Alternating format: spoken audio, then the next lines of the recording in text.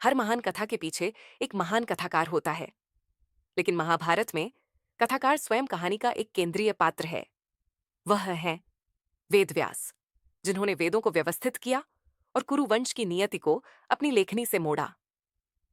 आर्षि वेदव्यास, जिनका मूल नाम कृष्ण द्वैपायन था, ने अपनी दिव्य दृष्टि से अतीत, वर्तमान और भविष्य को देखा। उन्होंने इस महायुद्ध की सभी घटनाओं, नैतिक शिक्षाओं और दर्शन को एक साथ लाकर एक विशाल काव्य की रचना की।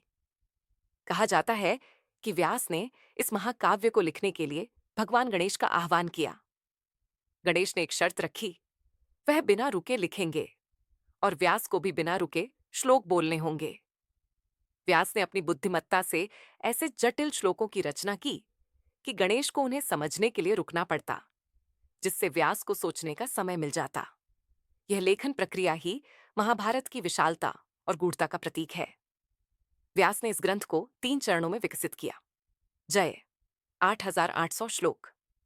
ये पहला संस्करण था, जो मुख्य रूप से कुरुक्षेत्र युद्ध और पांडवों की विजय पर केंद्रित था। यह एक सरल कथा थी। भारत 24,000 श्लोक। इसमें व्यास ने कुरु और पांडु वंश के इतिहास, अन्य राजाओं की कहानियों और सामाजिक राजनीतिक शिक्षाओं को जोड़ा।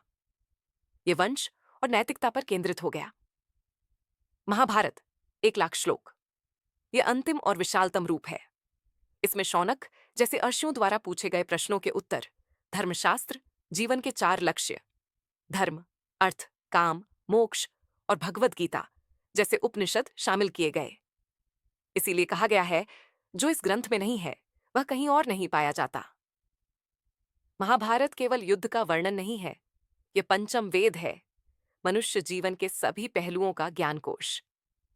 व्यास ने केवल इतिहास लिखा नहीं, उन्होंने इस वंश को बचाने के लिए हस्तक्षेप भी किया। लेकिन व्यास खुद इस वंश से कैसे जुड़े?